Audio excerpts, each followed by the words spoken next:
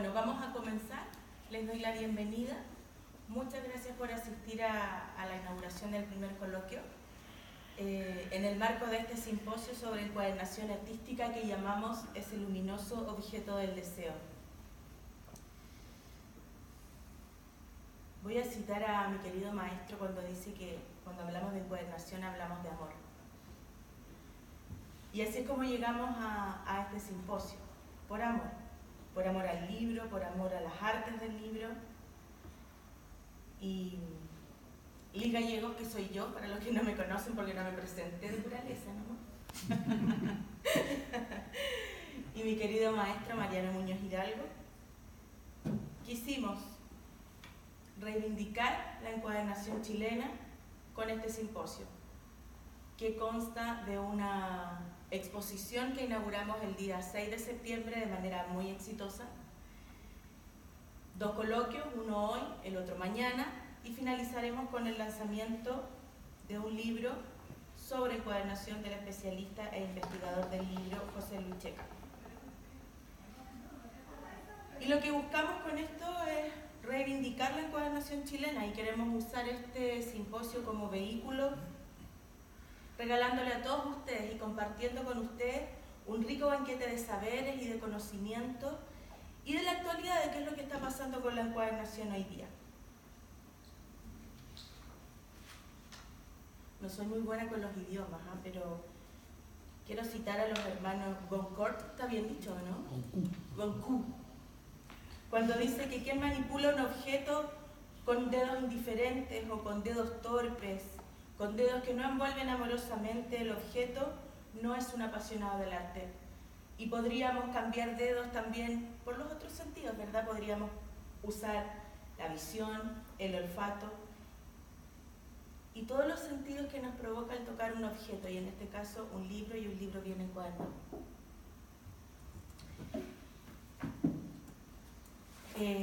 Para partir, tenemos como invitada, y muchas gracias a los amigos de la Grullita Cartonera, y que en este momento nos acompaña Tania. Diego no nos puede acompañar, pero con Tania va a ser suficiente y con todos los libros que trajo para mostrarnos, ¿verdad? La Grullita Cartonera es una editorial chileno-argentina, constituida, como les decía, por Tania Toledo, lo confundí, y Diego Trujillo.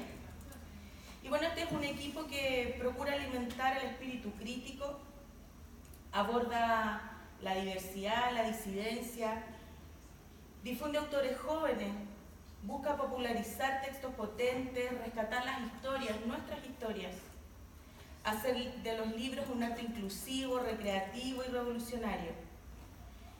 Tienen también textos de autores mapuche, leyendas latinoamericanas, poesía disidente, fotografía crítica, narraciones intensas e ilustraciones significativas. Tienen, con pocos años de funcionamiento, tienen 17 títulos publicados. Y los dejo entonces con Tania Toledo e Hijos de la Crisis, Movimiento Cartonero Latinoamericano. Un aplauso para que lo tengan.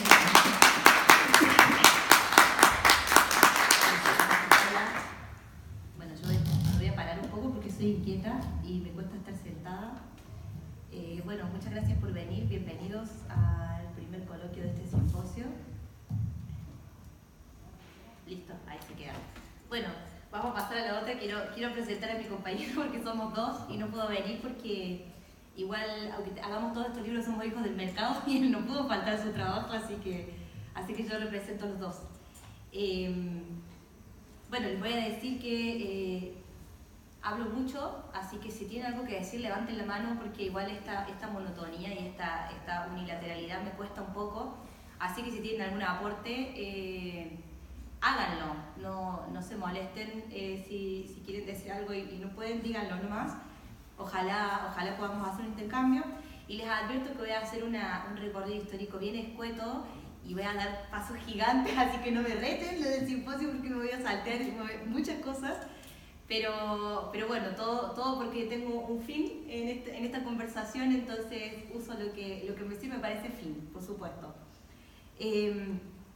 Bueno, vamos a empezar con un poquito de historia. Lo que ven acá es el final de una larga historia y el comienzo es ese. Lo que me parece súper interesante de este recorrido histórico, yo lo había estudiado mucho desde los tipos de escritura, nunca tanto los soportes, y como el simposio tiene que ver mucho con la encuadernación con el soporte, me enfrenté hace poquito a eso recién. Y bueno, ahí podemos ver algunos ejemplos de escritura desde el siglo 4000 a.C. Tenemos escritura en piedra, en hueso, en arcilla, en hoja. Lo interesante es que cuando nosotros leemos sobre la historia de la encuadernación, siempre se percibe un solo objeto, que es hacer perdurar algo que se quiere decir, e incluso hasta los cuerpos han servido, hasta los tatuajes han servido para transmitir un mensaje en prehistoria. Entonces es bien interesante porque llega un momento en que se olvida que habíamos tenido todas estas posibilidades de decir algo, y en realidad lo más primitivo de nuestra historia es usar cualquier soporte que sirviese para transmitir un mensaje. Es bien interesante también el hecho de que el papel, de acuerdo a los imperios, al recorrido de los imperios que ya conocemos, ha surgido mucho primero en Oriente, después en Europa, y no es lo único que surge en esa área del globo, sino que lo más interesante es que en realidad el objetivo fue cambiando y se fue transmitiendo, y siempre nos fue llegando tarde. No sé si habrán estudiado historia, pero sabemos cómo es todo, y es bien interesante que si bien se conocen muchos soportes, se han destruido unos, y recién en el siglo primero, después de Cristo, es nuestra referencia, lo siento para el que no... recién a fines de la Edad Media surge el conjunto de hojas. Si querés pasar, porque después tenemos el paso del papiro al sí, ¿cierto? Lo interesante de todo es que recién en el siglo XII aproximadamente es cuando se termina de difundir el texto con soporte desde lo monástico. Recién salimos un poco de la corte y los monasterios para difundir otros discursos, y es en Roma donde se difunden los primeros códices, donde empiezan las primeras bibliotecas. Pero lo más interesante de todo es que algo que nos trae acá, algo que nos une un día como hoy en este simposio, en realidad empezó con objetivos súper claros, y me parece bien interesante destacar esto, porque ha habido muchos intentos de difundir otro tipo de discurso, otro tipo de ideas, otro tipo de ilustraciones, y siempre se han acallado, y todavía estamos en pleno siglo XXI, y todavía vemos un monopolio discursivo, no ya monástico, pero sí occidentalizado, sí limitado en cuanto a soporte y en cuanto a discurso. Y es bien interesante que uno lee historias de milenios hacia atrás, y hay muchos sentidos que se repiten, que es el de la hegemonía discursiva, ¿cierto? El papel, como el papel de celulosa, que es el más económico, recién a fines del siglo XV se conoce, y después con la industrialización llega la posibilidad de imprimir libros en serie. El proceso de producción, como el de todo el del libro, también llega, y ahí empezamos a manejar otros discursos, pero pasa lo mismo, así como la Revolución Francesa inicia en Francia, la industrialización en Francia, Inglaterra, y después va pasando hacia otros países. Italia es el último que llega a la unificación nacional y por ende a reconocer una literatura propia, por ejemplo. De la misma manera pasa lo mismo con la industria del papel, con la encuadernación del libro y con los discursos. Entonces estamos en un segundo periodo, si hablamos de periodos de milenios, si puedo tomarme la osadía de hacerlo. Lo mismo, existe un monopolio literario en ese momento, porque ya estamos hablando de literatura, de teatro y poesía, y luego de todo eso, cuando llega la conquista, cuando llega Europa, Occidente a América, también terminan destruyendo muchos códices, muchos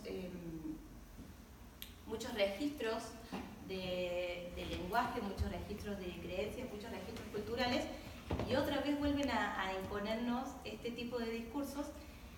Y lo más interesante de todo es que en ese momento, y quiero citar eso porque me parece que es un poco lo que está pasando con los libros cartoneros, en ese momento cuando los jesuitas, por ejemplo, enseñaban a emitir cierto tipo de escritura, cierto tipo de soporte, siempre se encontró alguna manera de imbuir esos contenidos de lo que se consideraba propio. Y hay una anécdota bien conocida que es el de no sé si vieron, bueno, yo soy argentina, conozco a la Virgen de Lourdes, que es bien triangular. En ese momento, cuando los sacerdotes que educaban en los obrajes a los nativos latinoamericanos enseñaban a dibujar las vírgenes y a crear estatuas y a crear ilustraciones de esas vírgenes, que son como las estampas de hoy, la figura de la Virgen María terminó tornándose en una montaña, porque es la forma que ellos le daban para darle una potencia espiritual a su punto de vista. Entonces, como esa tergiversación es lo que se sigue haciendo. Es bien interesante porque parecen anécdotas aisladas, pero al final estamos hablando siempre de la misma historia. Y bueno, el desarrollo de las técnicas ha implicado que sea más dificultoso imponerse a eso, competir a eso. Estamos hablando de un mercado editorial grandísimo que se ha difundido de la industrialización a esta parte, de la revolución industrial a esta parte, perdón. Y con el cartón pasa lo mismo. Ya que estamos hablando de libros cartoneros, es tan importante hablar de la historia del libro, que no la voy a desarrollar porque se verá después, a la historia del cartón. Y ahí, ¿qué pasa con el cartón? Si bien el material del cartón, no tal como lo vemos hoy, sino creado a partir de la corteza de árboles, reemplazando a la madera como tal, si bien surge en el siglo XVI en China, la caja como tal empieza a usarse en 1890 cuando un escocés crea el prototipo, digamos, de la caja, que no es la última, sino que era una un poco más rústica. Y lo interesante es que el cartón viene a plantearse como uno de los materiales de embalaje más económicos, mejores para el medio ambiente porque es totalmente reciclable. Pero ¿cuándo empieza a usarse este material? Cuando las cosas dejan de venderse a granel y empiezan a venderse con el nombre de una marca. La caja servía para que la empresa, la marca pudiera instalarse en ese objeto que antes se vendía sin etiqueta.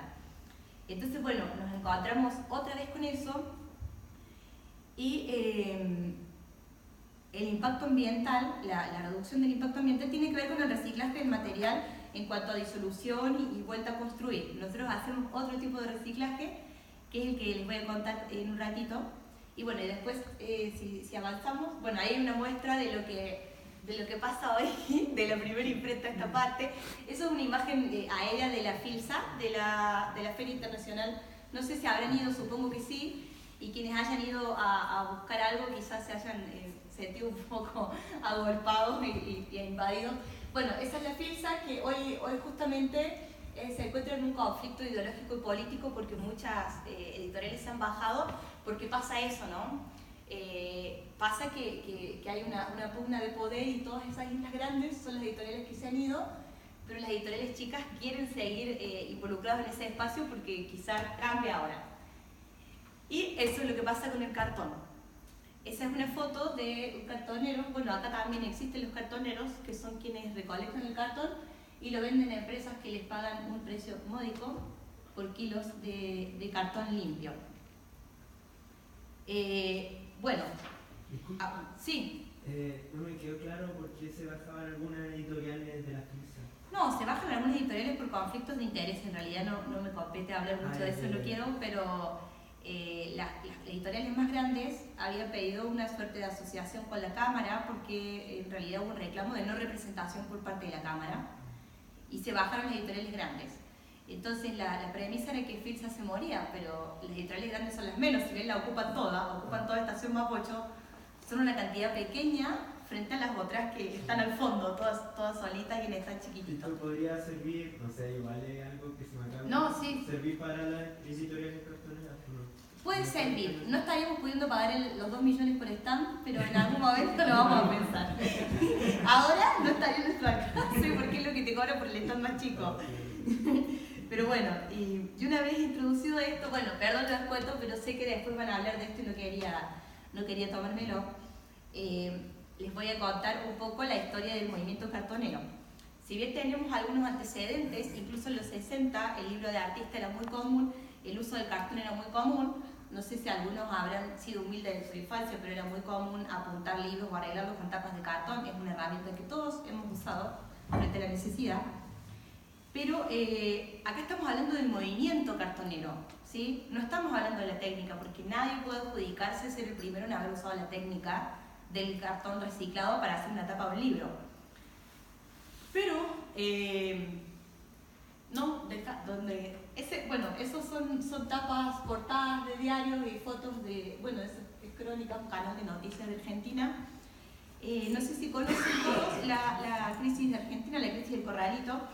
En realidad se trata de una recesión económica que después va a arrasar con todo Sudamérica y empieza en Argentina porque en realidad es uno de los países más instalados que tenía una sociedad muy importante con Brasil, que cuando Brasil se encuentra en una crisis económica, Argentina también, porque era su principal socio comercial, y empieza una hiperinflación, pasamos por 4 presidentes en 2 semanas, pasamos por 2 ministros de Economía, hay un estallido social muy grande frente a una decisión que toma Murphy, el ministro de Economía, cuando le piden plata al FMI, el FMI les pone algunos límites y ellos siguen otorgando créditos, pero cuando las bancas se ven saturadas, superadas, de acuerdo a sus ingresos reales, empiezan a haber ciertas limitaciones en salud, en educación, se aumentan impuestos, pasan un montón de cosas que hacen que nadie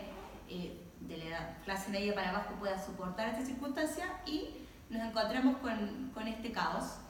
Cuando llega Cavallo, porque Murphy tiene que escaparse, se escaparon mucho de esa semana, él genera el llamado corralito, que en realidad es una retención de extracciones de propietarios, o sea, propietarios que tenían plazos fijos no podían sacar su dinero y ahí se produce un estallido social bien interesante, cacerolazos, muertes, represiones, hambre, de verdad hubo muertes por inanición en ese momento.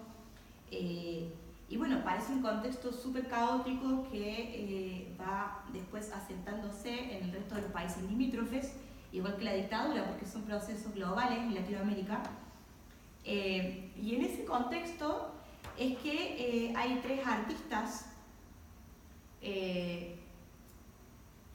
2 poetas que eran, bueno, Cucurto y Bravo Varela, y una artista que eran Barilaro, estaban caminando un día, y es súper anecdótico como lo cuentan, y efectivamente ese era el clima general en medio de este contexto.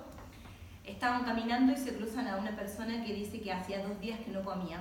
Entonces ellos juntan y tenían $1.50. La persona que les había contado esto dice que no es mendigo, que es cartonero, entonces le da cartones a cambio del $1.50. Y ellos justo estaban bromeando de lo difícil que era editar, porque ellos no podían editar sus libros por los grandes mercados internacionales y por la crisis. Entonces bromean, ¿y qué vas a hacer con esos libros? Y así empezaron Cucurto y Barilaro a hacer libros. Ahí podemos avanzar que el cartón, que lo que se ve como basura pasa a ser material. Y eso es Eloísa Cartonera, que es la primera cartonera instalada como editorial, no ya como un acto performativo, sino como editorial, que fue encabezada por Cucurto, es un autor bien conocido en Argentina, y tiene 3 características principales. Primero, que compraban el cartón a cartoneros pagándole el triple de lo que le pagaba cualquier empresa de reciclaje. Segundo, que empleaba a los cartoneros o a trabajadores de la calle a intervenir los libros, incluso había planes de alfabetización. Y tercero, que solamente se concentró en difundir autores nuevos, autores emergentes, autores poco conocidos, pese a que ahora se hizo súper conocida en 2003 esta parte, y aún así mantienen esa lógica. ¿no? Entonces, a partir de esto hay una seguidilla que lo voy a leer porque no me voy a acordar, de cartoneras en Latinoamérica que se van abriendo, y le sigue Sarita Cartonera en Perú en 2004, Animita Cartonera en Chile en 2005, Mandrágora y Yerba Mate en Bolivia 2005, Dulcinea Catadora en Brasil 2007, Gigi Jambó en Paraguay 2007 y La Cartonera en México 2008. Esas son las que encabezan este movimiento una vez que conocen el trabajo de Cucurto.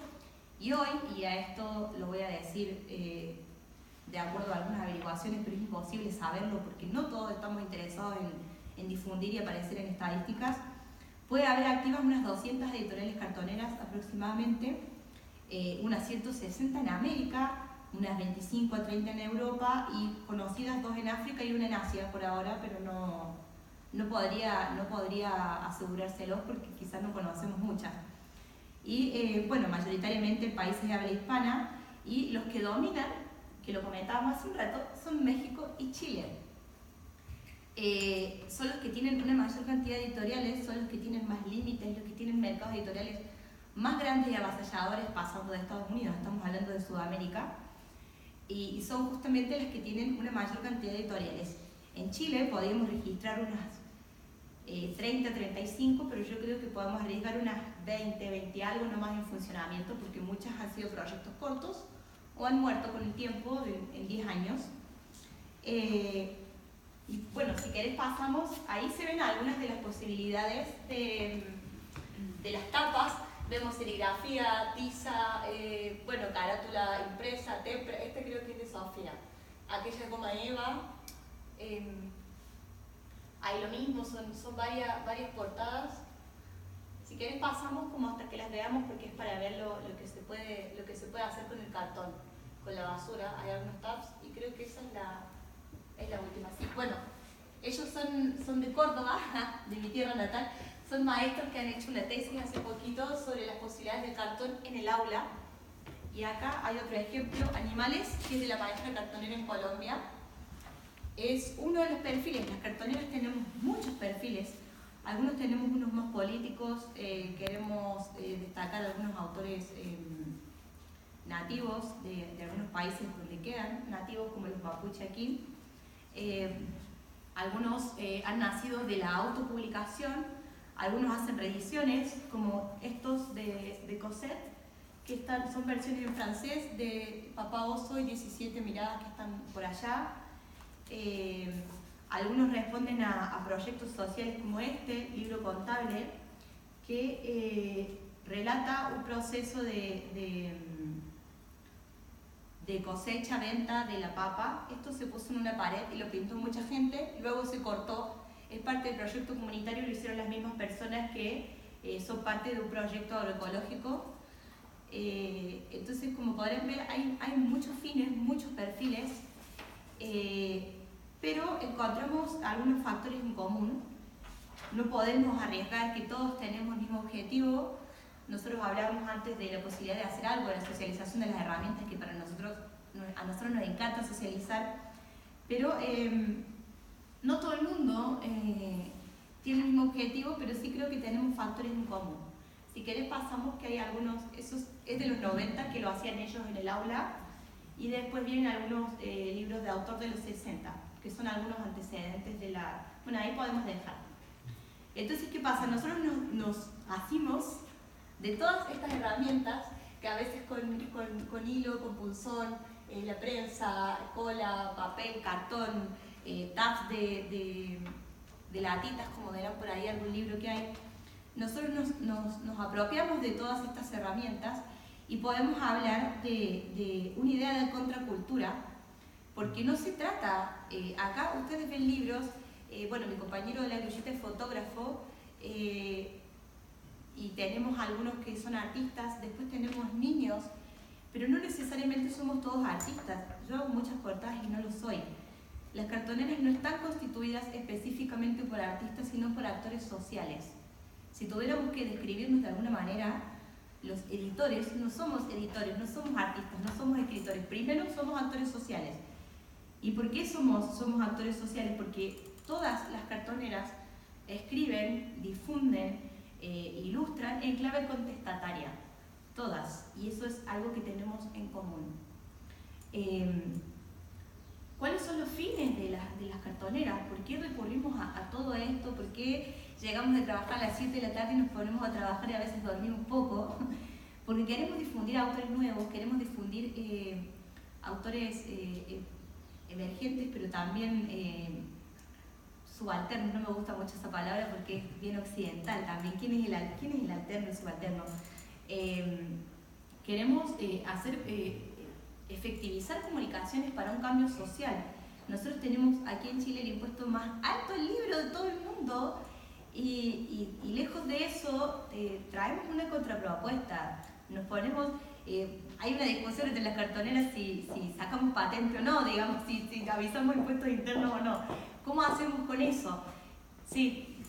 Sobre eso te quería consultar, como cartonera, me imagino que hay división en esto porque es evidente que si, no sé, publica Proudhon o Gramsci, no sé, desobediencia civil, ¿cierto?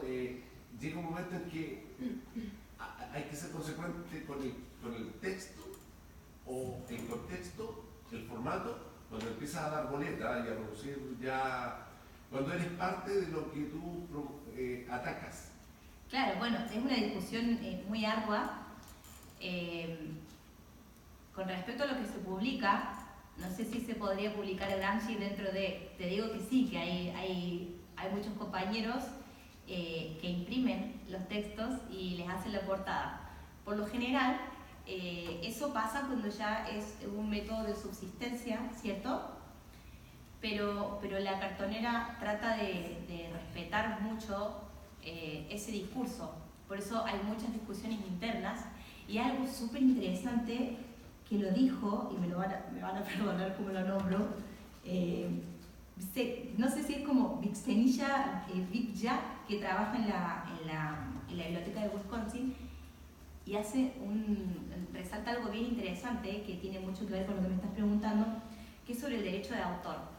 Nosotros estamos hablando de difundir autores emergentes. Ahora, si no los difundimos, estamos hablando de otras discursividades también que son discutibles dentro de lo que es el movimiento cartonero. Nosotros estamos hablando, ojo, del movimiento cartonero, no de todos los que editamos pirata y, digamos, no es la idea. Pero ¿qué dice Bill Villar, o como se pronuncia, sobre el derecho de autor? El derecho de autor es otorgado por el Estado, ¿cierto?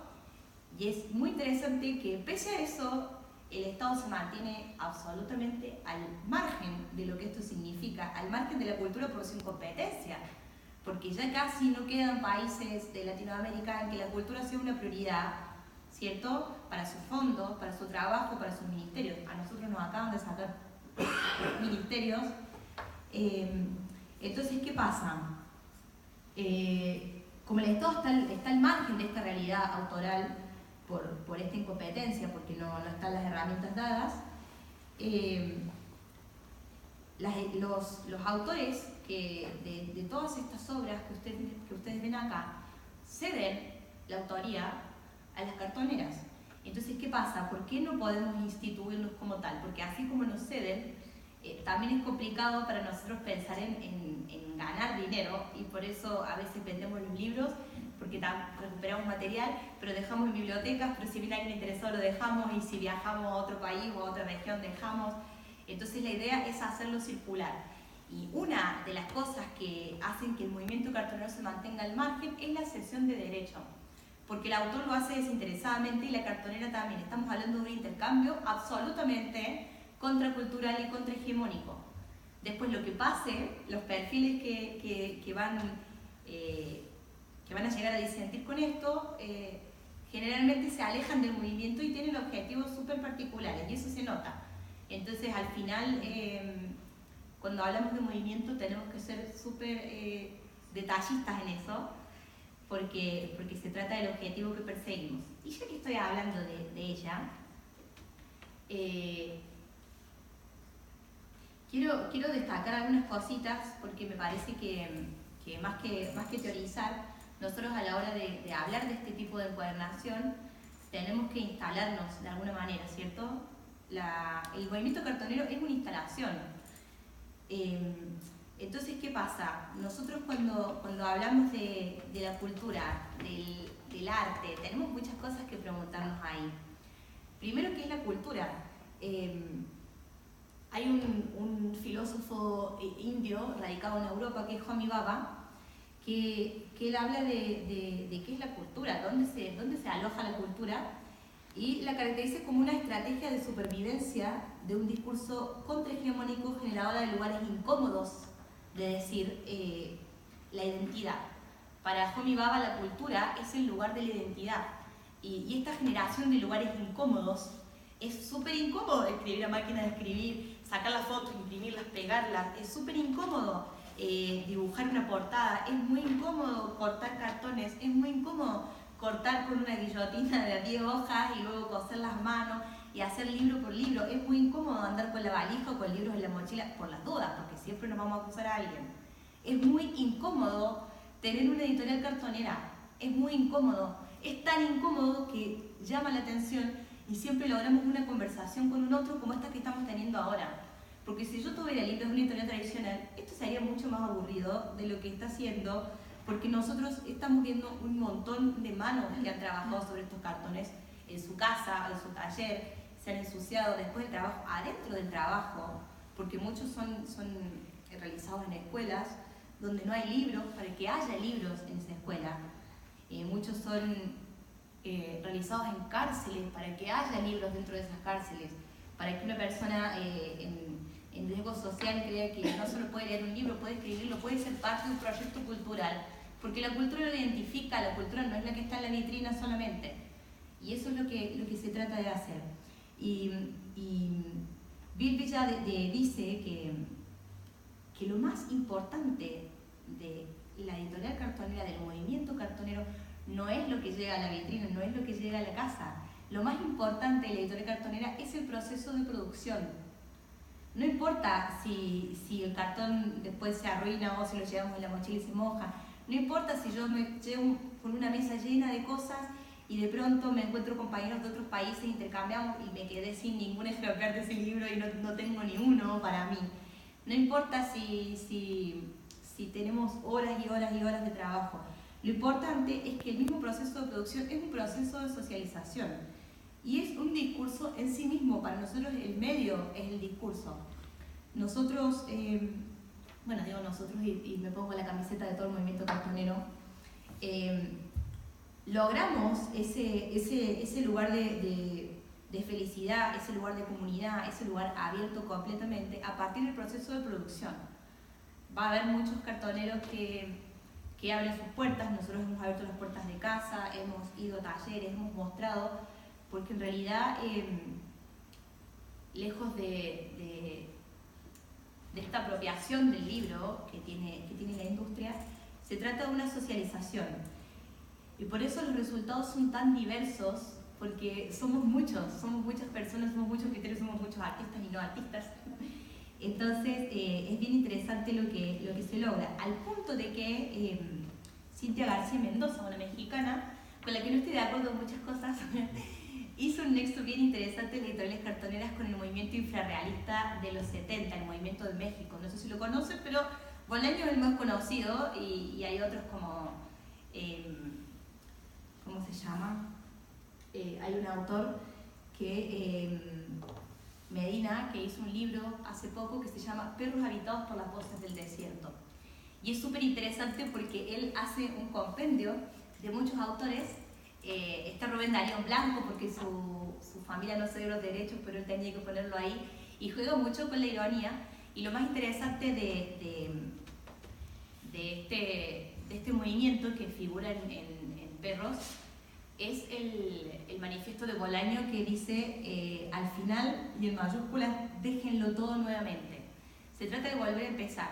El movimiento infrarrealista está en contra de toda autoridad política y mercantil, y el nombre que Medina le pone de Perros habitados por las voces del desierto, el perro es el aullido de las esquinas oscuras a las que nadie quiere llegar, Y el desierto, ¿por qué está habitado por las voces del desierto? Porque el desierto, así como en la... acá se llamó pacificación de la Araucanía, pero en Argentina se llamó la conquista del desierto, es lo negado. El desierto es lo negado. Es aquello en lo que no se ve humanidad o no se coloca humanidad a la hora de leerlo y de lo que uno se puede apropiar. Como el discurso liberal de derechos, por ejemplo. Pero hay otras no existencias que tienen mucho que ver con estos autores nuevos. Nosotros que trabajamos autores mapuche, bueno, hay una investigación que estoy haciendo al margen de esto, pero que habla del canon, ¿cierto? ¿Por qué algunos autores como estos publican en cartoneras? Este autor, por ejemplo, tiene un premio nacional de literatura, el que se entrega en Filsa. ¿Por qué está publicando en una cartonera?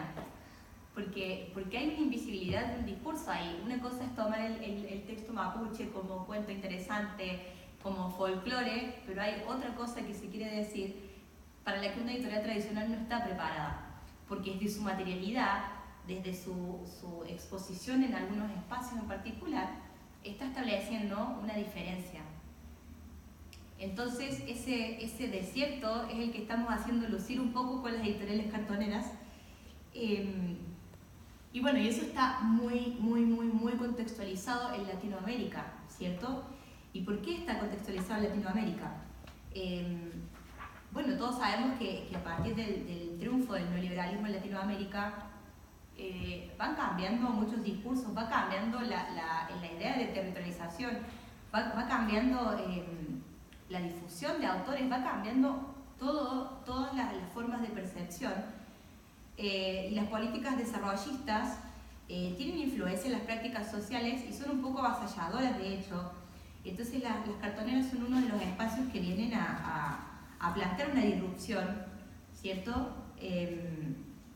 Contra eso, porque hay una realidad latente que está un poco marginada, y con eso lo podemos ver acá en Chile, de hecho, ¿no? Que las políticas estatales no se conjugan con la realidad. Entonces, para cerrar, nada, quiero invitarlos, si quieren, ver los libros y ver un poco qué significa este proceso de producción que involucra tanto recolectores como artistas, no artistas, autores, niños, y cómo el arte, además de la finalidad estética y comunicativa, si se quiere,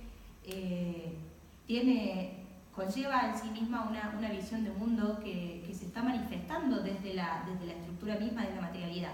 Entonces no sé si habrá como unos minutitos y por si quieren ver los libros o lo vemos después, ¿no? ¿Lo dejamos para el final? Lo dejamos después. Porque además están en la exposición también. Sí, hay algunos libros de la exposición. Bueno, eso, y bueno, hay un gracias al final, se le queremos. Bueno, esos son talleres y todo, y esas son las instalaciones. Y eso, muchas gracias y espero que se motiven y nos busquen y se interesen los libros, porque hay autores recomendadísimos que eligen este formato. Así que bienvenidos al mundo cartonero y motívense para ser curiosos en eso. Y si quieren hacerlo, también motívense porque compartimos herramientas.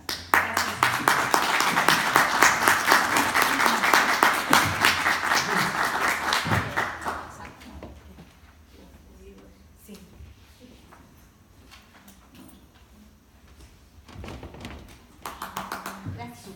Muchas gracias a los amigos de la Grullita Cartonera.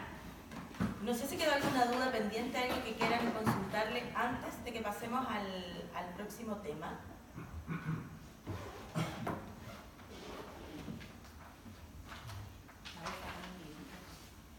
Bueno,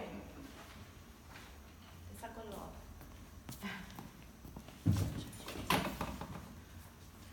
Te ayudo. Vale. Bueno, ahí tengo la valijita por si es. Lo pueden dejar, yo allá. Sí. ¿Sí? ¿Cómo que? Déjalo, sí. Después Se te ven sale tan fácil. lindos, se ven tan bonitos. Sí. Ok. Déjalo saber. Dale. Vamos a hacer una pausa en la transmisión oficial. Aguardamos precio. Ya. Está siendo usado y molesta. Exacto. Perfecto. Esto no está pasando, es en su imaginación. Era momento de comerciales. Bueno, partí hablando del tacto, de la belleza de un libro, de un objeto, ¿verdad?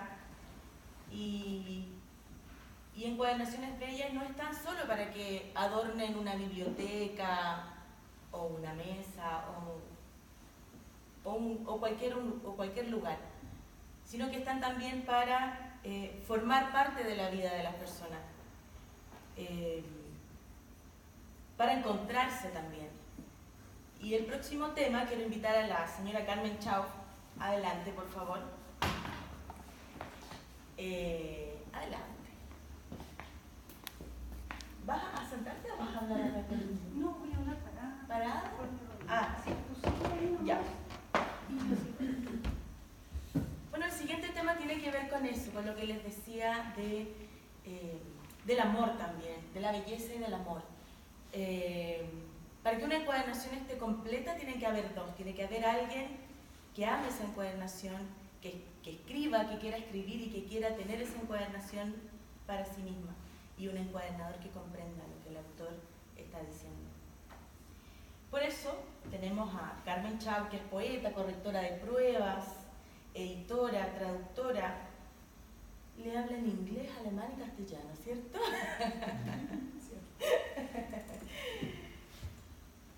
Tiene 3 publicaciones de libros y ha estado al menos en 6 antologías. Y ella nos va a hablar sobre la encuadernación y biografía personal. Así que las dejo con Carmen Chau. Un aplauso para ella. Y le dejo el podio.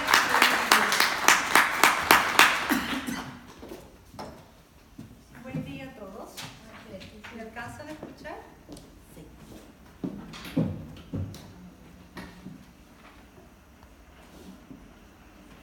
Acabamos de escuchar a Tania, que tiene una facilidad para expresarse maravillosa, cosa de la cual yo carezco. En mi caso personal, yo escribo y hablo poco. Entonces, cuando me preguntaron si quería participar en este coloquio, yo dije, claro, sí. Y luego, analizando el tema, dije, bueno, ¿y qué voy a decir? ¿De qué voy a hablar? Y le di unas vueltas la semana pasada y finalmente anoche me senté y decidí hacer algunos apuntes porque soy dispersa y pierdo el hilo con bastante facilidad. Así que con el perdón de ustedes, no solamente voy a hablar, sino que también voy a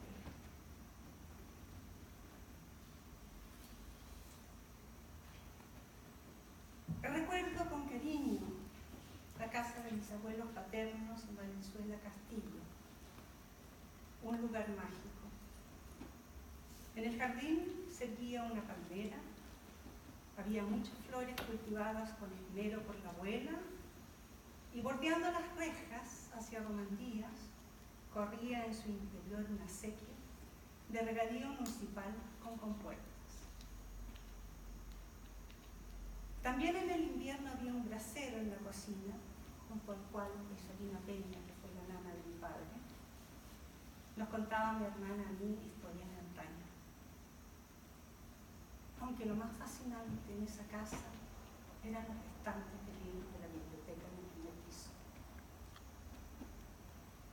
Libros que me atraían con un imán difícil de explicar. Yo todavía no reconocía las letras, y ahí estaban esas grandes enciclopedias y volúmenes con imágenes coloreadas en blanco y negro que yo tenía permiso para hojear sin restricciones, cosa rara en mi familia.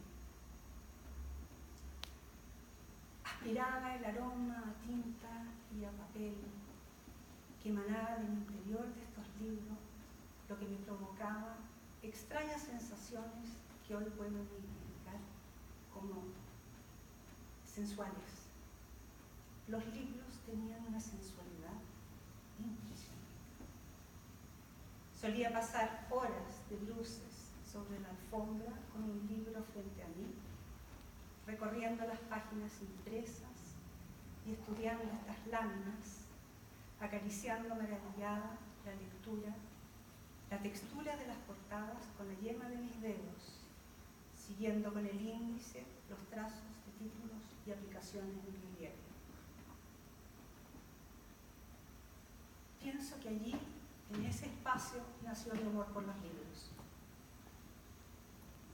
Un libro abierto es una mente que habla, cerrado, un amigo que espera, destruido, un corazón que llora, y un libro encuadernado es un objeto que seduce.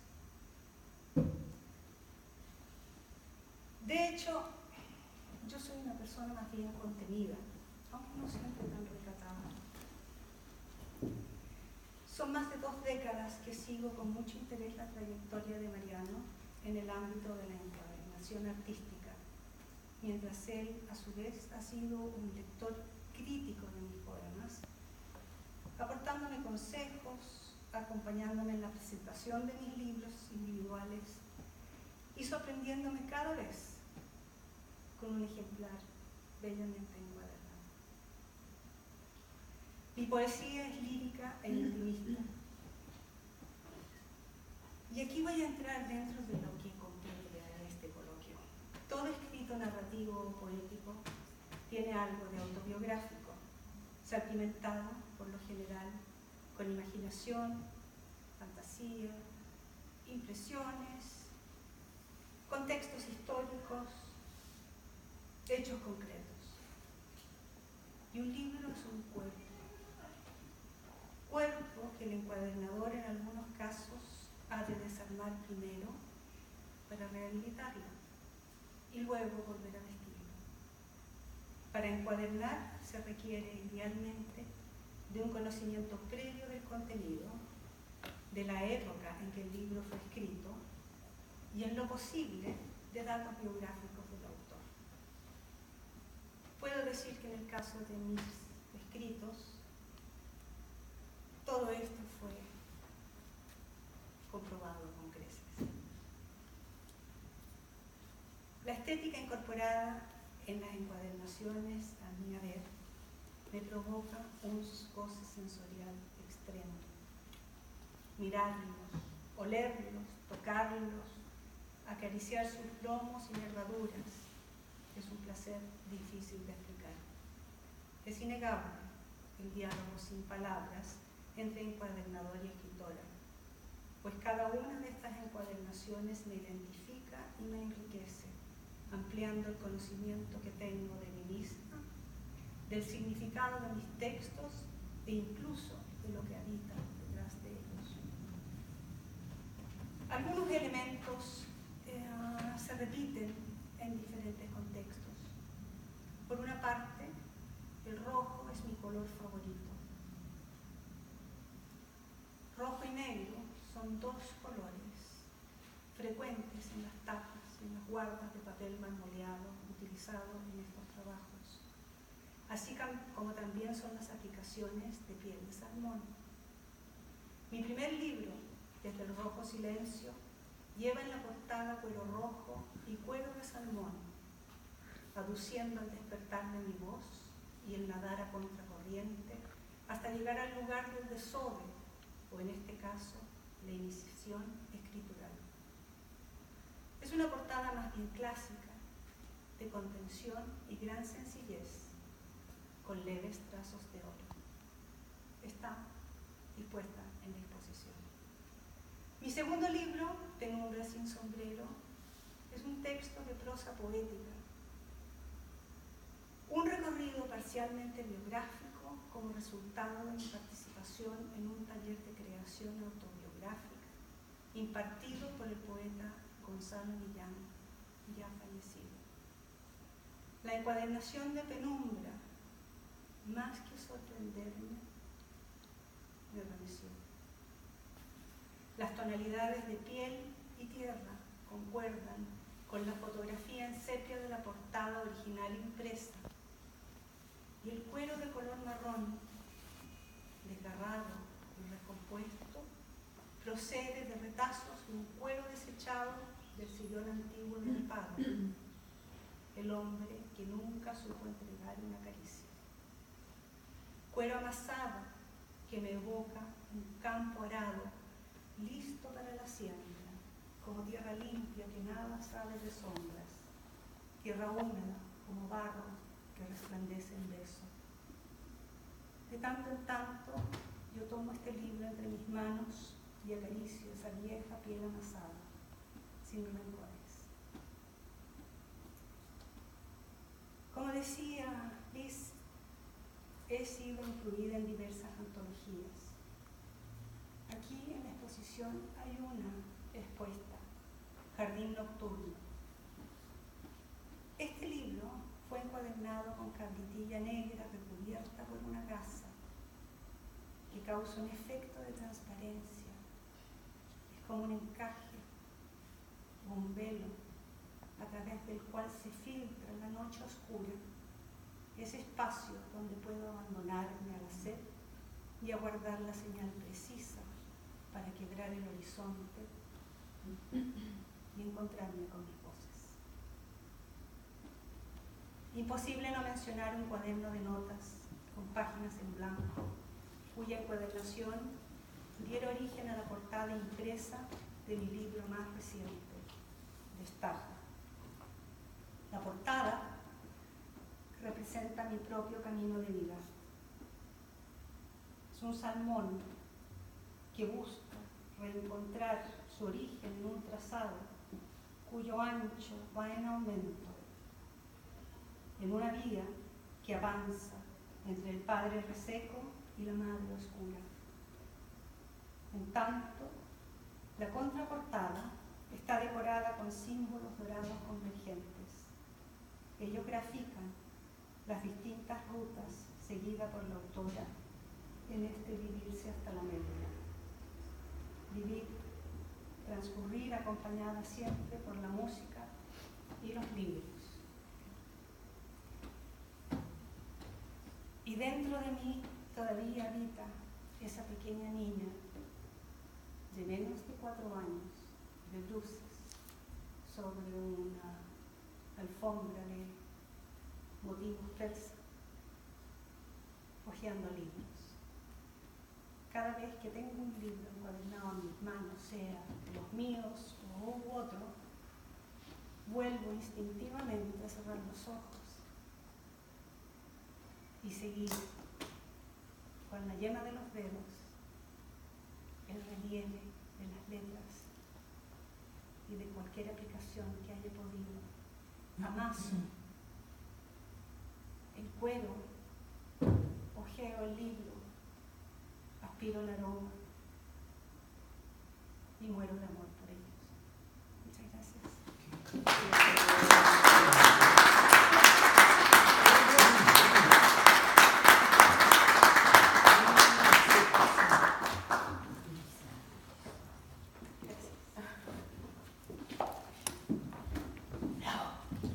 Un aplauso para la Carmen.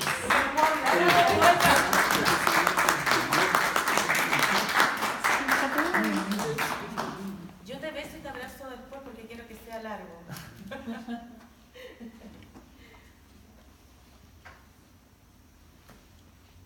Se me arrancó la Carmen, pero es tan poético todo lo que dijiste. No sé si alguien quería preguntarte algo o comentar algo. ¿Alguna duda? Un par de suspiros. Sí, yo creo que podemos regalarle suspiros a Carmen. Lo contesta todo. O entendieron todo o nadie entendió nada. Claro. Esa es la duda que siempre me queda con Y mis quedamos en textos. un estado delicioso. Sí, es que nos dejó un estado de paz Precioso. enorme. Yo creo que fue más de sentir que de tener. Bueno, es como digo yo. Muchas gracias, Carmen. Bueno, dicen por ahí que al próximo señor que tengo que presentar, él es impresentable, entonces puedo decir de él que él es académico, investigador de posgrado, escritor de ensayo, novela, cuento, poesía, crónica, epistolario, conferencista internacional, creador de guiones audiovisuales, fotografía, cómics, consultor en comunicación estratégica y aprende encuadernación en Chile y se perfecciona en Argentina y Portugal. Obras suyas han sido expuestas en museos y bibliotecas públicas y privadas en Chile, Argentina, Brasil, México, Costa Rica, España, Francia, Estados Unidos y Suecia. Además, es un enamorado de enseñar y un consejero implacable de sus alumnos. El señor Mariano Muñoz Hidalgo, un aplauso para él que nos va a hablar sobre la traducción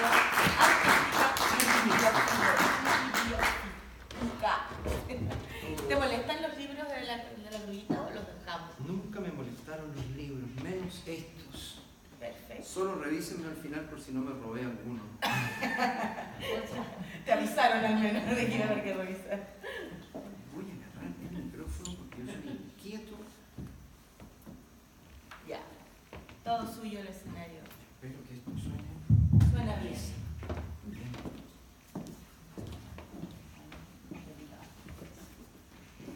Tres mínimos papelillos que probablemente no utilicen, pero que tienen una función muy antigua, muy escolar. Cuando teníamos pruebas en el colegio, preparábamos, los que nos atrevíamos, unos torpedos. Nada más saludable que utilizar un torpedo, porque te obliga a sintetizar. Y además, haciéndolo, te aprendes la materia. Hice torpedos toda mi vida y no los utilicé jamás, porque parece que lo que hacía era formatear tu mente. ¿En qué torpedos me voy a aprovechar ahora?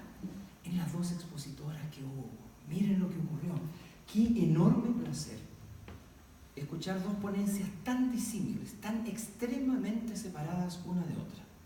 La Grullita cartonera, que narra una crisis nacional, que a través de las ediciones y encuadernaciones cartoneras se intenta enfrentar colectivamente esa crisis. Y Kamel Schauf, que con sus encuadernaciones también busca la identidad, aunque es una identidad íntima. Fíjense que entre lo colectivo y lo privado, entre lo multitudinario y lo personal, hay probablemente el mismo paralelo que pudiera haber entre el tango, que es la penuria y frustración colectiva, y el bolero, que es el desdén y el despecho íntimos. Y el tango y el bolero son las dos expresiones culturales más importantes de Latinoamérica en los últimos 200 años. Se han escuchado más tangos y boleros que toda la literatura latinoamericana que se haya leído. No es poco entonces. Y no es uno más importante que el otro. Lo íntimo pesa tanto como lo colectivo, solo que son momentos diferentes. Por lo tanto, encuadernar también podría tener esa duplicidad, la de ejercerse como un oficio y un arte. En tanto oficio, es por supuesto una técnica, un conjunto de procedimientos incluso mecánicos que debes saber resolver exitosamente y sin ningún aparato. Es decir, en un libro encuadernado suele no apreciarse la técnica constructiva, suelen no verse las costuras, no reconocerse la facilidad de la apertura de las tapas, no distinguirse la estabilidad de las junturas de los cuadernillos. Sí suele ser más vistoso el segundo aparato, el aparato artístico, el de la estética de ese libro.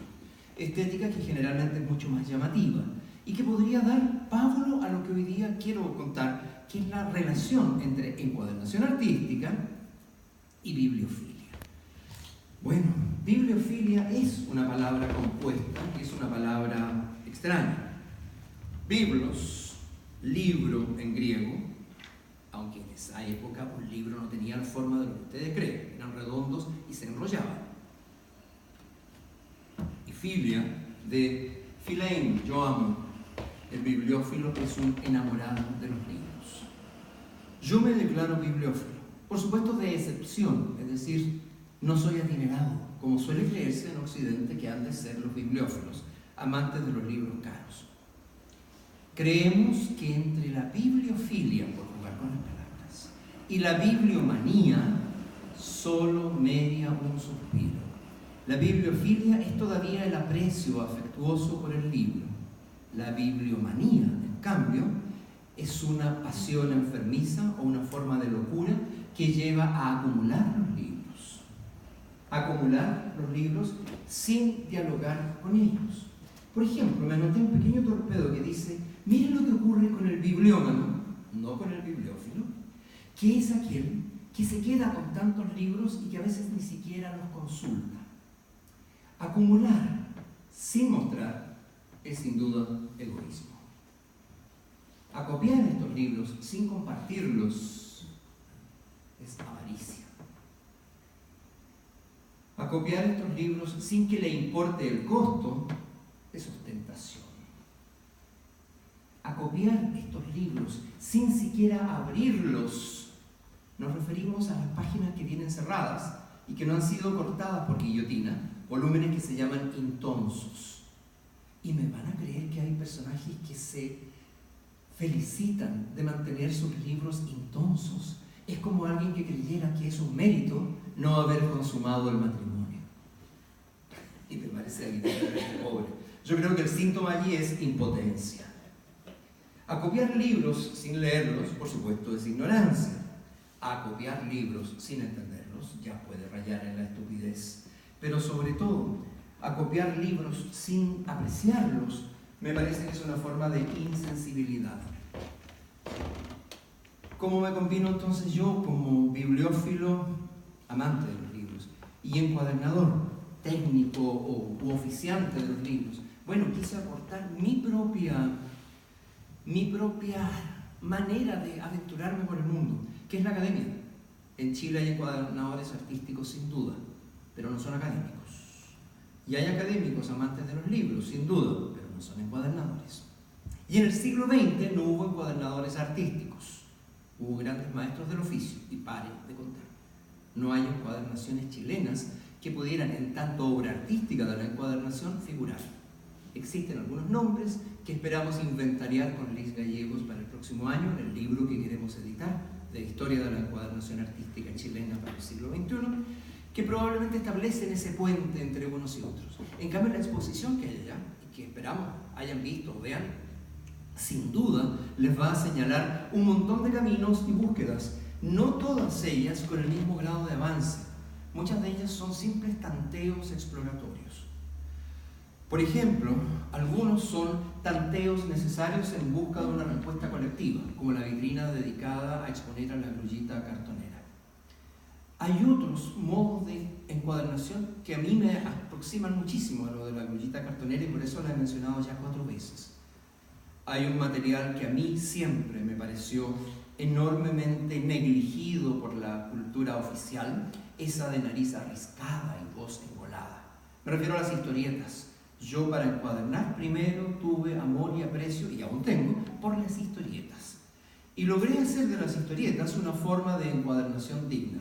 Tanto así que las encuadernaciones de historietas alcanzan un lenguaje propio, que espero se entienda allí en la vitrina, en la cual la historieta misma está hecha como un lenguaje visual, dado que toda historieta es siempre visual. Puede haber una historieta sin palabras, no puede haberla sin imágenes. Por lo tanto, la encuadernación misma de una historieta no debiera disfrazarla a esta del libro, intentando conferirle una dignidad literaria que no tiene. Su dignidad es muy otra y no necesita mendigarla en parte alguna.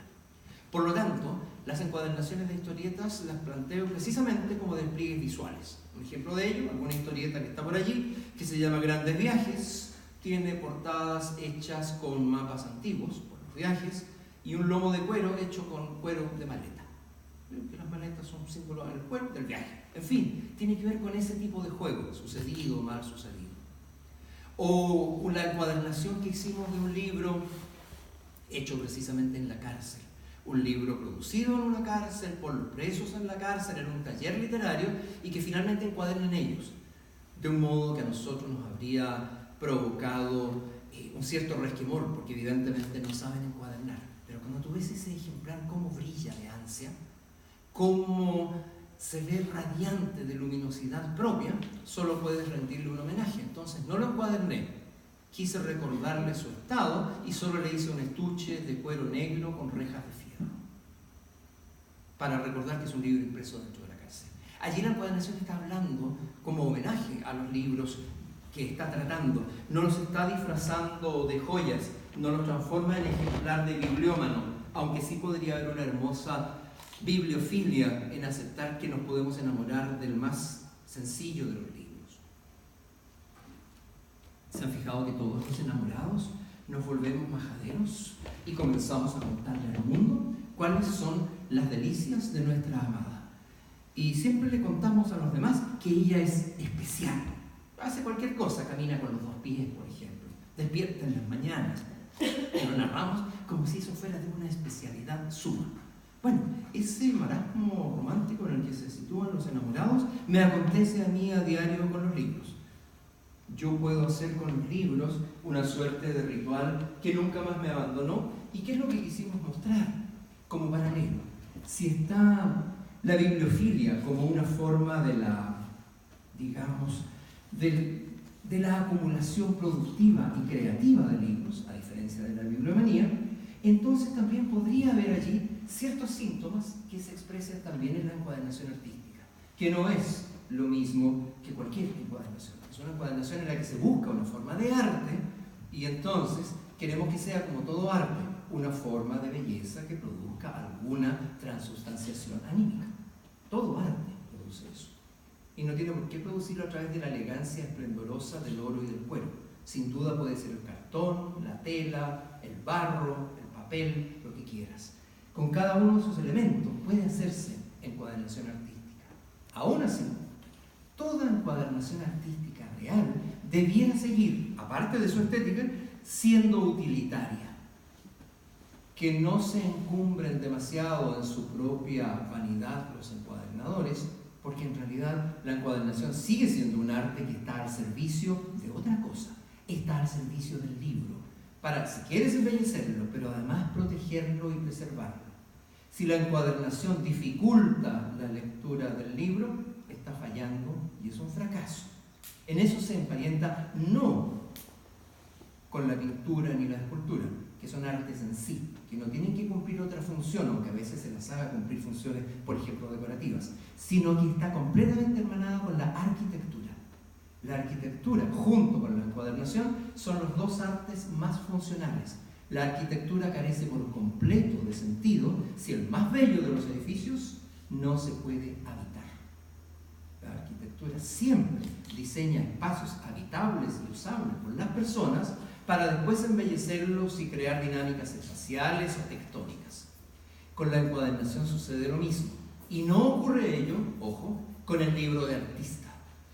El libro de artista muchas veces cae en el ocio absolutamente inútil. ¿Por qué? Porque hay libros de artista que no se pueden leer, por supuesto, que no se pueden poner en una biblioteca, que ni siquiera se pueden abrir. Tú empiezas a observar allí que hay esta vaciedad propia de la cultura europea, o en algunos casos de la cultura latinoamericana, adolescente y emergente, o hasta de la cultura artística chilena, definitivamente mediocre. Detrás de todo eso uno podría decir, cuidado, parece que el libro de artista, así malentendido, se parece a la bibliomanía, es decir, pasiones desbordadas que se volvieron por su mismo desborde estériles, que no aportan, que no responden exitosamente a la pregunta de, bueno, ¿y esto qué aporta? ¿A quién le sirve? ¿O dónde está su valor? Se transforma en un objeto decadente. Queda una última revisión que hacer, y es el hecho de que desde siempre quisimos que esta especie de relación entre la encuadernación, que es lo que amo, y los libros, que es lo que amo, y no sé qué amé primero, se transforme en una relación productiva. ¿Puede la encuadernación hacer algo por el libro que encuaderna? Probablemente. En primer lugar, la misma encuadernación podría ser pregonera del libro. Es decir, en el aspecto que le confiere, valorar, poner en valor y sobre todo hacer más nítido y perceptible para otros el contenido de ese libro. Es decir, la encuadernación como simple transmisora de un contenido, un servicio bastante humilde y no por ello menos valioso. Pero también podría ser una traductora. Claro, porque podría contribuir a aclarar el contenido de un libro. Las encuadernaciones de las agendas transmiten el contenido funcional que las agendas tienen. No necesita decir agenda. Como las puertas mal diseñadas por un arquitecto incompetente. Cuando el arquitecto es mediocre, a la puerta tiene que decirle tire o empuje. Una puerta bien hecha, como un martillo, una cuchara o un cuchillo, te dicen con su forma misma cómo usarla. Un libro bien encuadernado te señala por su forma qué es lo que contiene. También podría ocurrir que este mismo libro ya sea un intérprete, es decir, que haya avanzado más en su diálogo encuadernacional con el contenido y al interpretar le agregue un significado particular. Recuerdo una encuadernación que hubo de hacer alguna vez. Los 4 tomos del Cuarteto de Alejandría de Lawrence Darwin, y como los 4 ocurrían en Alejandría, los 4 tomos diferentes fueron hechos en el mismo cuero, teñido de distinto color y perfumado con 4 perfumes diferentes. De modo que cuando tú abrías el libro, salían 4 perfumes, todos ellos orientales, adrede, por el contexto geográfico de la obra, pero además eran diferentes. Armonía olfativa, diferencia aromática. En esa sutileza podría incorporarse un 4º o 5º de los sentidos que el propio autor Checa menciona acerca de los libros que deben ser acariciados, que deben ser vistos, que deben ser olidos en este caso. O escuchar un crujido, escucharlo sonar. Carmen señala el acariciar un lomo. Si tú acaricias el cuero de salmón, este cruje. Si tú retuerces una edición cartonera, esta también se queja. Hay diferentes formas de disfrutar respetuosamente de cómo estas son. También podría haber una encuadernación que fuera opositora al volumen. Me acuerdo de alguna encuadernación que hice acerca de, ¿qué fue? La Constitución Política de 1980. Y entonces la encuaderné con todas las páginas pegadas y las tapas también, y era imposible abrirla. No hice nada más, pero eso es una encuadernación política. Es lo que quisiera que ocurriese con esa Constitución. No necesitas hacer un panfleto al respecto. Esa es una encuadernación contestataria en ese sentido. Y también podría haber estas otras encuadernaciones que por exceso de amor se transforman en sobreprotección. Placer de algunos bibliómanos, de nuevo. Que el libro tenga una camisa, que la camisa tenga un estuche y que el estuche tenga una caja. A esa altura dejaste de ser encuadernador y te transformaste en restaurador, y lo que es peor, conservador. El sueño de todo conservador es que el libro esté fondeado dentro de una caja y nadie nunca lo consulte. La mitad de lo que ocurre en esta institución. La otra mitad está aquí reunida. Me parece polémico plantearlo porque en realidad hay 2 mentalidades. La mentalidad artística que quiere crear y abrir, y la mentalidad reaccionaria que quiere reservar y preservar. En realidad ambos tienen méritos, pero ambos tienen defectos enormes. Cuando los restauradores se meten a encuadernar, lo hacen muy feamente. Y cuando los encuadernadores quieren reparar, lo hacen muy incompletamente. En realidad, una cosa es la diversidad y la otra es creerse hombre o mujer orquesta, y no sirve. Hay una suerte de especialización que equivale a profundizar deleitosamente en el tratamiento del objeto que amas. Se hablaba que los libros son cuerpos. Nunca me lavé las manos después de tomar un libro o acariciar a una mujer, siempre antes, por respeto al objeto acariciado y al cuerpo sostenido. Tiene que ver en realidad con que haya una noción apasionada detrás de esto. No la pasión como locura, sino la pasión como forma de conocimiento. Por lo tanto, ¿qué beneficio podría deducirse, derivarse de la bibliofilia? Primero, reconocer sus riesgos puede ser un síntoma obsesivo, sí, sin duda. Pero sabemos que una cierta dosis de carácter obsesivo hace que seamos pulcros con los objetos y que podamos ser buenos coleccionistas y que tengamos una mentalidad ordenada, lo que nunca me ha parecido un defecto. También puede haber como síntoma para este bibliófilo una acumulación compulsiva. Pero por otro lado, estos acumuladores compulsivos han sido los artífices muchas veces de la memoria. Es decir, todo tiene su cielo y su infierno. Sin duda, también el bibliófilo puede adolecer de un vicio fetichista. Es decir, claro, transformar al libro en un verdadero fetiche. No obstante, todos los seres humanos hemos sido adoradores de ídolos en una u otra etapa de nuestra historia. Y lo más probable es que esa capacidad de apasionarnos por algo que esté fuera de nosotros extienda los límites de nuestro propio yo y nos haga menos pequeños. Finalmente, dentro de esta sintomatología psicológica inventada del supuesto bibliófilo, comencé a pensar en el exhibicionismo narcisista. Sí, claro, este bibliófilo que te mira y te dice, mira lo que tengo, mira lo que conseguí. Algunos me han dicho, y eso ha sido un elogio hermoso, más de un amigo cliente me ha dicho, mira, me conseguí un Mariano Muñoz encuadernado, y me piden que los timbre y los firme, porque se supondría que les agrega valor. Para mí le agrega recuerdo, le agrega memoria, una forma de persistencia. Pero en ese exhibicionismo narcisista hay una capacidad de enamoramiento enorme, es entusiasmo, es torpe como todo entusiasmo, pero es generoso como toda torpeza. Al mismo tiempo, hay también, mirándolo ya en lo más positivo, una afición por la cultura impresa.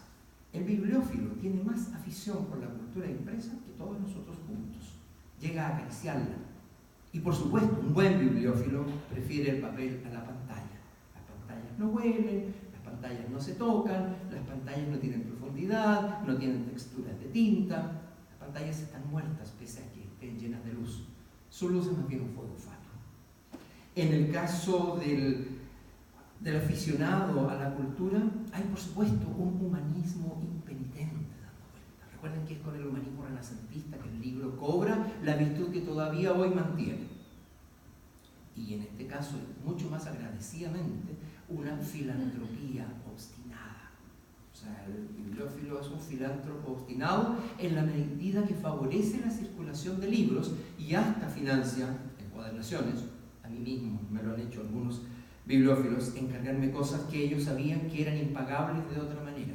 Hasta algún bibliófilo con título nobiliario entregado por la Corte Real de España me pidió encuadernar para la Sociedad de Bibliófilos sus títulos, y fue muy hermoso porque lo hicimos con un cuero y le ofrecí que el resto del cuero lo destruyéramos. Él entendió y aceptó. Había un diálogo sin palabras en todo ello. Finalmente, y eso lo agradezco siempre, un mecenazgo altruista. Los bibliófilos son mecenas de los encuadernadores. La mayor parte de los encuadernadores importantes de la historia francesa y española lo fueron merced a bibliófilos que lo financiaban.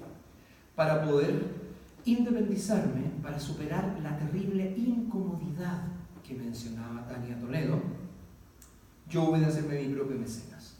De hecho, en el idioma, el antónimo de libertad es comodidad.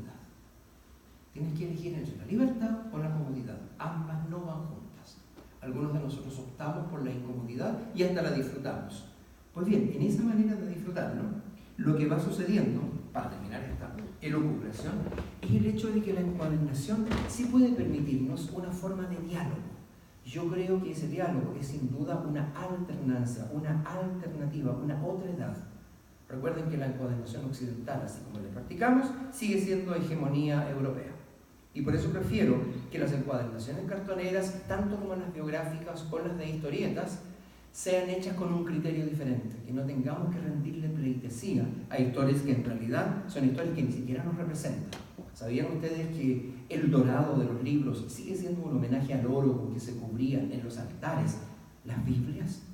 Biblias de la iglesia de los pobres, llenas de joyas, oro, plata y esmeraldas engastadas, y que la encuadernación no era más que un quehacer servil, una especie de servidumbre gráfica a favor de un libro que era objeto de culto, pero al mismo tiempo de dominación. Pretendo, por supuesto, oponerme a todo eso. Y oponerme también a esta falsedad en la que nosotros mismos participamos. Yo no puedo evitar que me gusten los nervios en los lomos de los libros, pero son nervios falsos. Los libros ya no llevan nervios. Dejaron hace siglos de llevarlos. Se los ponemos porque son hermosos, porque a veces los acariciamos así. Sí, y empezamos a darle al libro nombre de cuerpo. Tiene lomo, tiene nervios, tiene cabeza, tiene pie, tiene frente.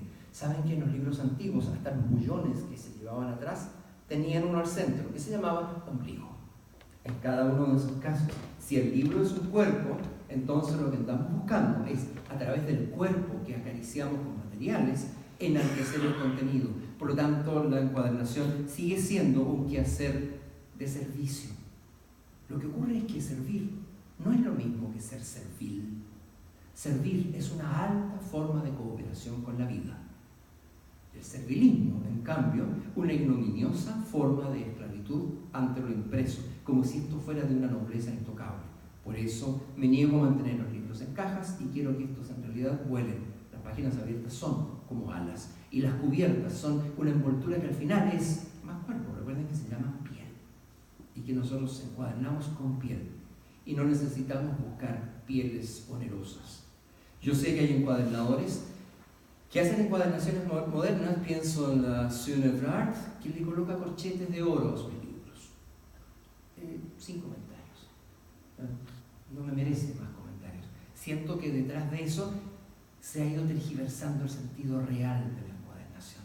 Siento que quemar un libro, salvo que sea un acto político, yo quemé alguna vez un diccionario de la Real Academia, hoja por hoja, y lo arrojé al fuego, y quemaría otro si lo tuviera, por las malas definiciones que tiene, y porque su eslogan de limpia, fija y da esplendor me parece más bien una propaganda de detergente antes que un trabajo real con el idioma. Y recuerdo a cierto artista que, haciendo libro de artista, amarraba libros y los arrojaba a la piscina durante un año a ver qué les pasaba a los libros. Son evidentemente personas analfabetas y no quiero dialogar con ellos, no tengo tiempo, no me queda tiempo, yo soy mayor. Lo único que quise en este último evento que hemos inventado con Liz es tratar de acercar la encuadernación a la academia, a la vida real, y eso va desde la pobreza hasta la riqueza. Por eso me parece tan valioso el diálogo con la grullita cartonera como con las encuadernaciones individuales de Carmen Shaw. Son diferentes modos de ser. Todos tenemos, insisto, algo de tango y algo de bolero. Todos tenemos algo de pandilla y algo de abandonado. Y todos tenemos algo de multitud y de solitario. Poder alternar entre uno y otro es literalmente la diferencia entre la luz y las tinieblas, y el encuadernador practica ambas. La luz de lo que se ve en el libro y la tiniebla de lo que nunca se supo cómo fue hecho, pero que no obstante permite que las luces sean percibidas. Eso es todo. Gracias.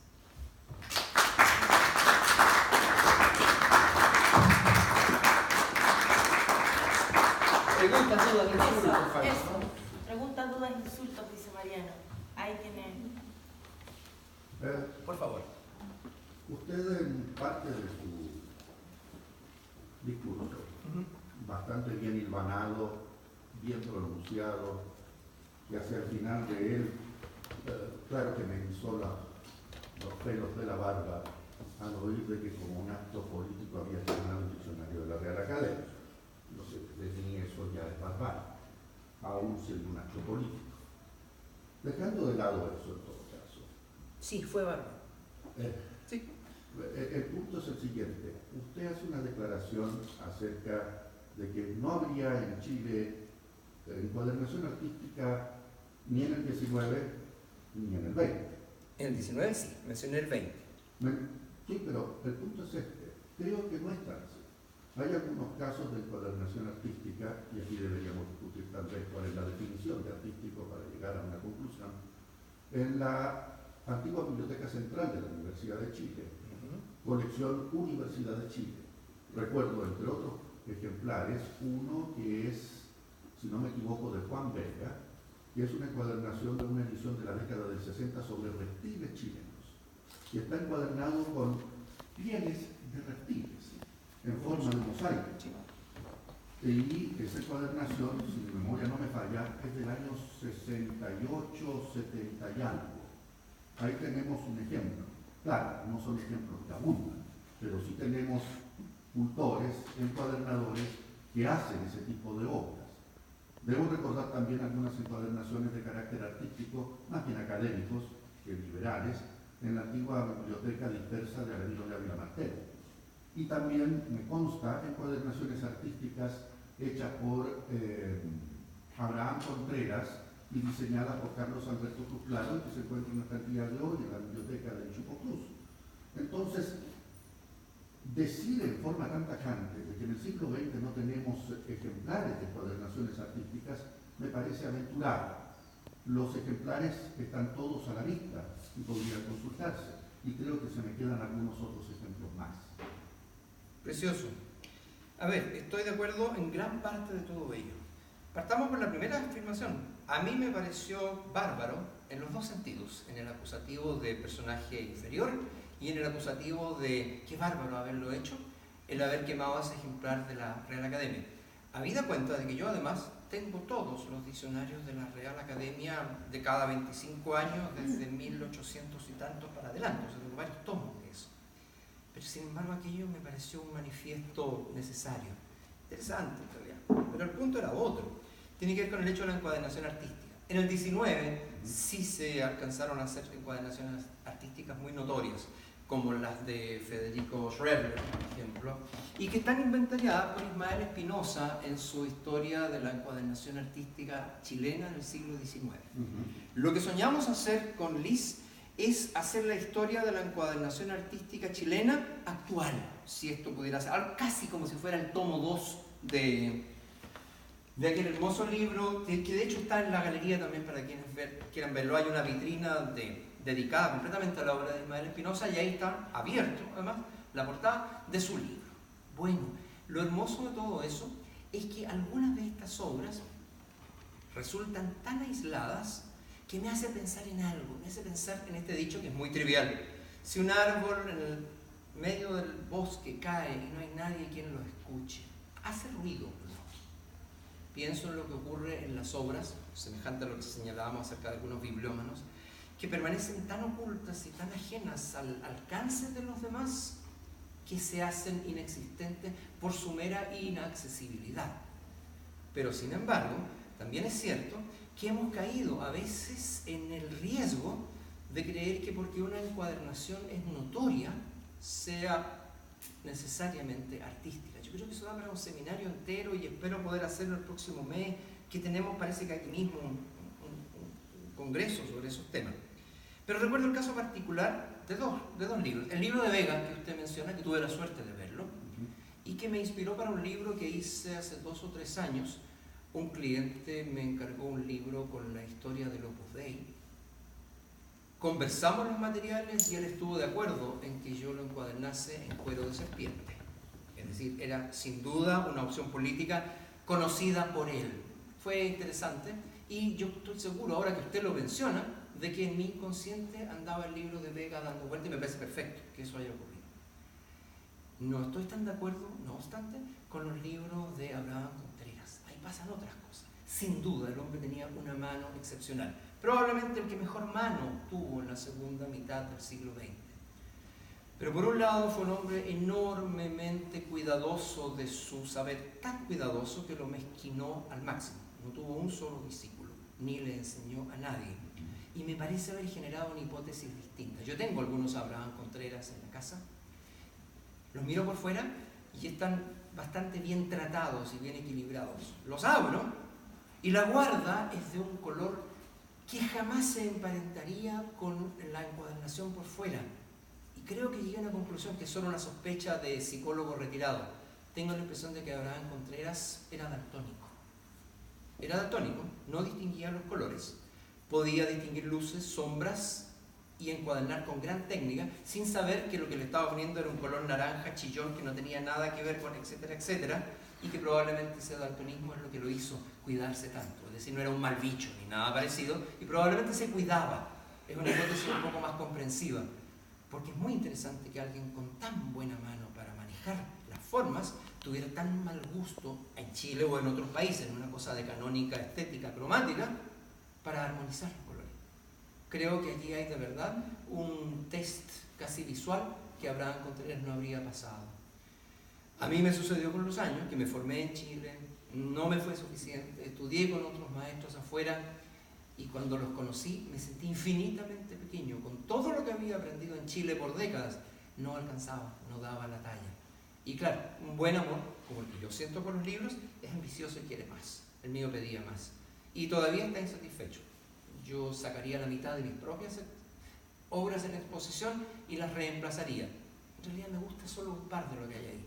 El destajo que hice para Carmen Schauf y un pequeño homenaje que le hice al Rubaiyat de Omar Khayyam, hecho en cuero, color vino, con la perla del mercader en la portada, pero son solo juegos. Yo creo que tampoco está bien conseguido. Y si analizo el dorado, todavía me queda torpe, y si analizo los cantos, todavía me son irregulares. En fin, esto es búsqueda. No obstante, lo que usted menciona nos tiene que servir a Liz y a mí, porque cuando hagamos ese inventario, sin duda tenemos que ir honestamente, de modo intelectualmente honesto, a revisar esas fuentes porque hacen falta. Por lo tanto, no estoy defendiendo mi posición, estoy agradeciendo su proposición. Eso es. ¿Más preguntas, por favor? Faltan los insultos. ¿Algún insulto? Yo tengo, o sea, en realidad en gran parte de su discurso no estoy en gran parte de acuerdo, pero quiero detenerme en como la posición que tiene usted en la encuadernación y que tiene Tania con su la Brillita Cartonera. que son como posturas muy como de distinto, de otra parte de la vera. O sea, Otro paradigma, ¿sí? Sí, por otro paradigma. Usted está como en algo más formal, más culto, y está en la parte más popular, quizás más. Y esa quisiera, como esa es la diferencia que puedo hacer al respecto. Una cosa que a nosotros, ahí digo nosotros porque yo encuaderno con mi mujer y es un placer para nosotros encerrarnos en nuestro taller y hacer. Una diferencia grande es que encuadernamos para nosotros, no para clientes. Tenemos una biblioteca grande para ser privada, unos 20.000 volúmenes, y mi sueño es encuadernarla entera. Y lo más probable es que después además donarla, ¿ya? No quede gente que compre bibliotecas salvo a precio de papel o a precio de cartón. No obstante, de vez en cuando comenzaron a aparecer amigos que decían: Mariano, qué lindo lo que hiciste, sálvame este libro del abuelo, encuadérneme esta tesis de mi hijo en la universidad. Algún cliente que decía: hágame la memoria para el directorio. Y sin duda eso podía financiar materiales, está bien. En el fondo era una especie de supervivencia necesaria. Pero definitivamente nosotros vivimos de otra cosa, podríamos morir por ello, pero no vivimos de eso. Y por eso me parece tan necesario el generar encuadernaciones alternativas, con cierta aprensión por la enorme distancia que hay entre su compromiso y mis pequeñas incursiones. A mí me gustaría que quienes aprecian el trabajo de la grullita cartonera miraran nuestra encuadernación de la cárcel o nuestras encuadernaciones de historietas para que vean que compartimos el paradigma, aunque con medios distintos. Y eso sí nos parece enormemente respetable. En cambio, es una frase que no es mía y que me parece muy hermosa, es una frase de Facundo Cabral. Los pobres le dan identidad a las naciones, los ricos son iguales en todas partes. Los libros elegantes son iguales en todas partes, son versallescos, afrancesados. Y me permití colocar una vitrina entera afrancesada allá atrás también. En cambio, los libros de pobreza, de la pobreza vivida con dignidad, nos parece una forma, por supuesto, de rescatar la identidad absoluta. Y es más incómoda. Pero no comes de eso, ojo. Y uno de los problemas, esto es solo un debate, porque está a debatir, que le veo a las orientaciones cartoneras, es que se declaran contra sistema. Y eso resulta de corta vida, porque el sistema es más poderoso que todas las cartoneras juntas. Si pudiera aprovecharse de otro modo, la instancia marginal, en vez de ser frontalmente opositor, lo más probable es que se pudiera obtener un poco más de procedimientos, como pasa con la Academia Libre. Pero en fin, son búsquedas. Insisto, son búsquedas, no nos estamos preciando de hallazgo alguno, nos sentimos orgullosos de lo que andamos buscando. Me permito citar a Borges, que decía: muchos se enorgullecen de los libros que han escrito. Yo estoy orgulloso de los libros que he leído. ¿Por qué búsqueda? ¿Puedo agregar una cosa? No, que como mencionó lo popular, si hablamos desde el área de la filosofía latinoamericana con Torres Rollero, por ejemplo, lo popular tiene que ver con una conformación de un discurso contrahegemónico también desde lo material, fuera de las estructuras macroeconómicas. Entonces también se puede, yo encuentro muchos puntos en común, si bien nosotros tenemos una propuesta contestataria de bajo plazo y somos conscientes de eso, pero no nos rendimos igual. Yo creo que hay un factor común y que lo popular tiene que ver con esta materialidad de algo instalado desde la geopolítica. Por ejemplo, la encuadernación artística también tiene mucho de eso. Ahora, el trabajo en solitario o en la calle es lo que quizá distingue formatos de corto plazo porque están situados en una praxis. Pero yo creo que igual ambos tienen una propuesta bien clara, que es dejar una huella, tanto en la ¿cómo podríamos decir? No sé si eternización de algunos discursos y darle la cobertura, darle el valor a la cobertura, creo que lo tenemos en común. Yo no siento que disentimos tanto y creo que es algo que hay que decirlo porque...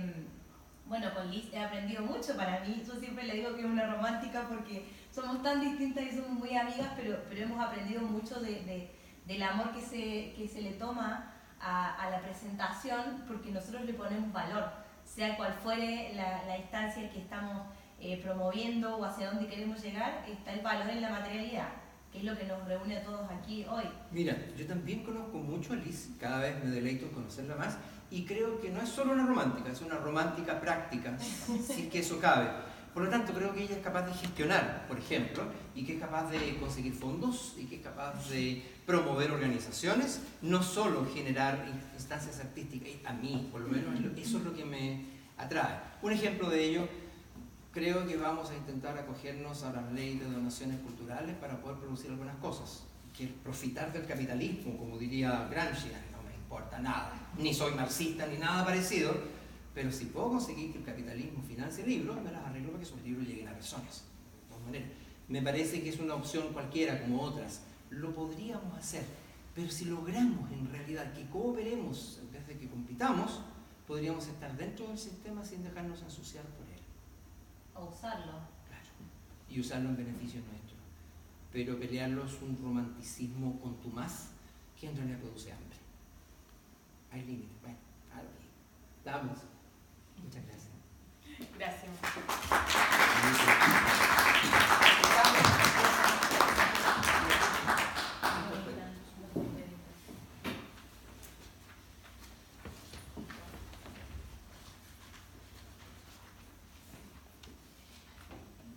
¿Qué se le queda aquí? Al torpedo. Si no, no sé qué voy a decir en el Congreso. Bueno, antes de terminar, quiero recordarles que queda simposio todavía. Mañana, 26 de septiembre, tenemos el Día sobre las Artes del Libro. Para eso tenemos un homenaje a Ismael Espinosa, bibliófilo y artista de la edición, por Ulises Saavedra. La imagen y la palabra por Pedro Sánchez y la encuadernación decorativa en libros antiguos por Javiera Barrientos. La exposición sigue abierta hasta este sábado 29. Terminando acá podemos caminar hacia el fondo del pasillo y llegamos directamente a la exposición para quienes no la han visto.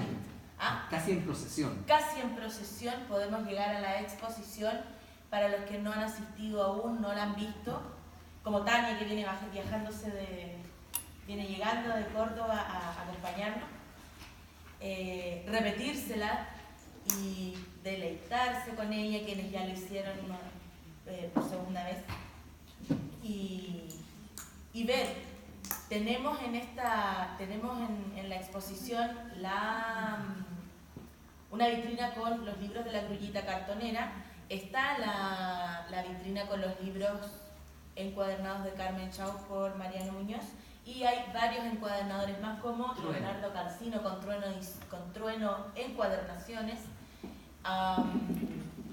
Había visto a María José Llanes por ahí, así que tienen harto que ir a mirar todavía. Se les agradece, los esperamos mañana a las 12. Espero no estar olvidando nada, pero los vemos mañana a las 12. Que difundan.